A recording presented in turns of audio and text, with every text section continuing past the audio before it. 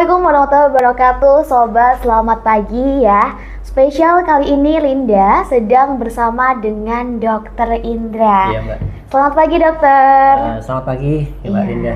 Gimana kabarnya di pagi hari ini dok? Alhamdulillah sehat ya hari ini. Iya, alhamdulillah. Dan spesial juga sobat ya, di kesempatan kali ini pun Linda mau bahas nih soal penyakit yang sering banget dialamin sama Gen Z.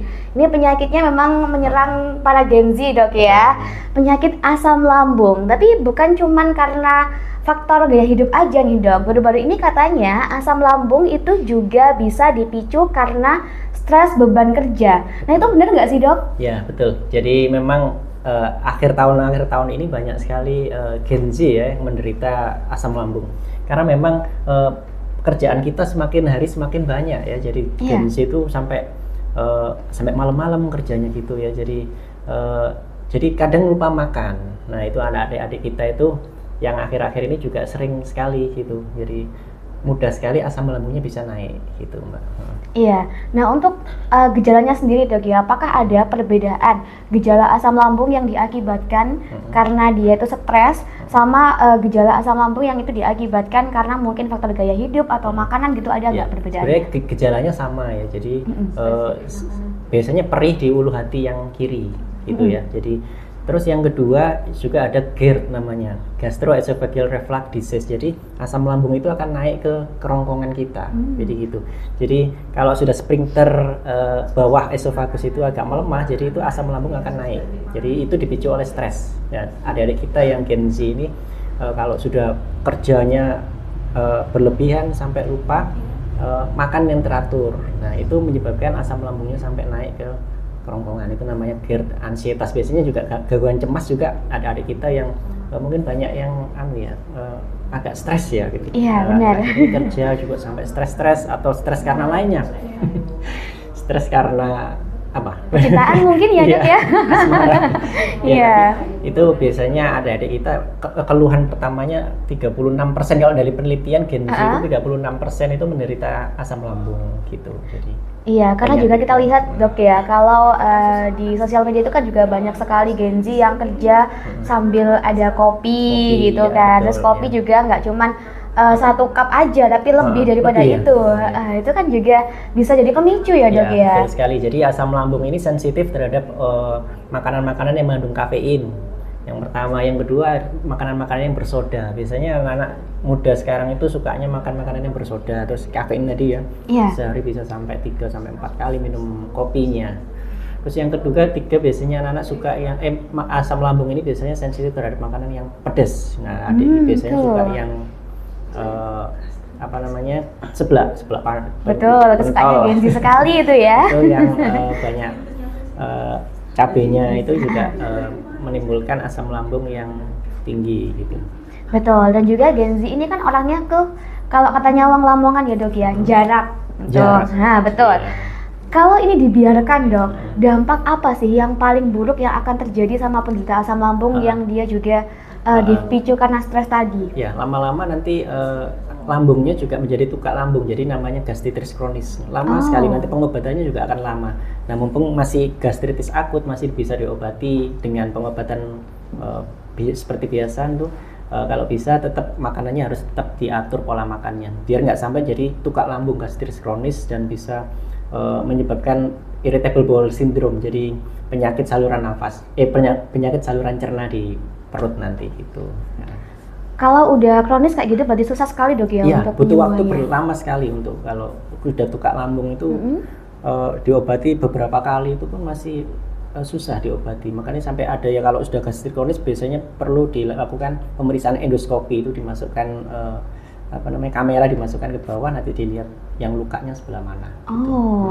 Pakai endoskopi kalau di dokter spesialis. Iya. Nah, dari sisi gaya hidup sama pola makan nih dok ya, apa sih yang sebaiknya dihindari sama Gen Z yang menderita asam lambung ini?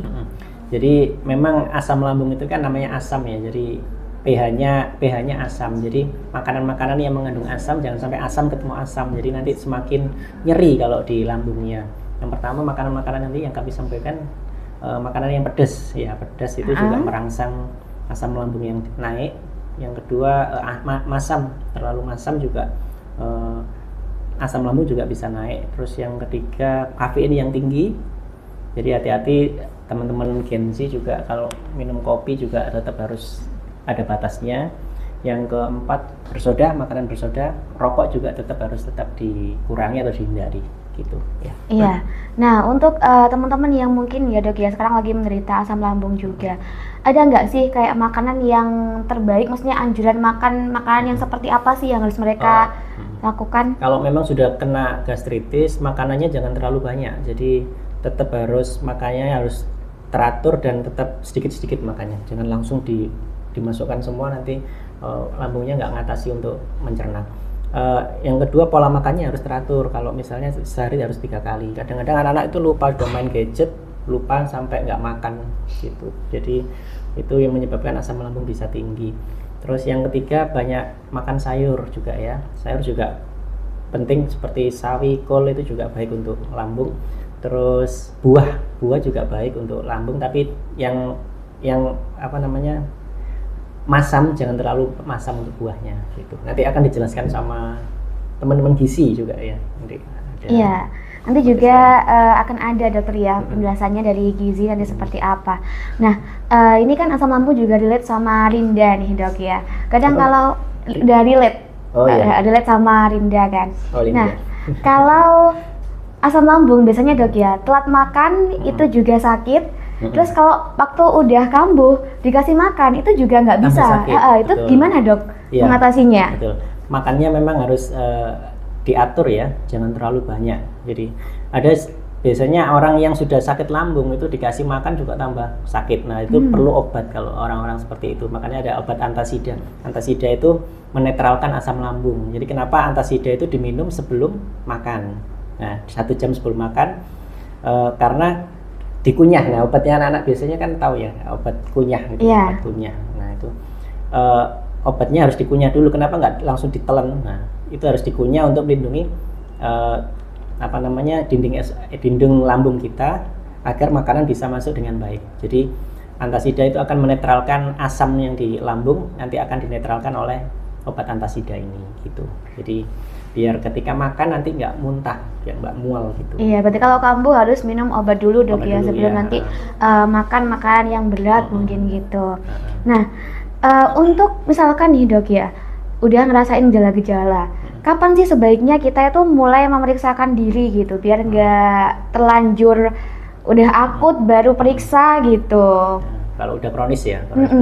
Kalau memang itu sudah diobati tapi tetap diobati dengan obat biasa ya, bisa diberi di apotek, diobati masih tetap nyeri saja, itu tetap harus konsultasi ke dokter dan ke dokter spesialis penyakit dalam juga kalau memang sudah kronis sekali untuk tukak lambungnya ya. Jadi kalau sudah pola makannya sudah diatur, terus gangguan kecemasannya juga sudah diobati tapi tetap masih nyeri, tetap harus dikonsultasikan ke dokter gitu. Iya. Dan untuk yang misalnya anak-anak Gen Z yang gangguan cemas biasanya, gangguan cemas ini juga menyebabkan anxiety, itu juga menyebabkan asam lambung yang tinggi. Jadi otak akan memberikan sinyal ke lambungnya. Asam lambung pasti akan naik kalau orang gangguan cemas gitu. Iya, nah cemasnya kan juga macam-macam Dok. Salah satunya dari beban kerja yang mungkin itu tinggi banget gitu. Nah, terakhir nih dokter, ada nggak sih pesan atau tips untuk para pekerja yang mungkin sedang ngerasa stres nih ya, biar dia tuh bisa tetap menjaga kesehatan lambungnya, biar nggak dikit-dikit kambuh kalau kena target yang mungkin belum tercapai gitu.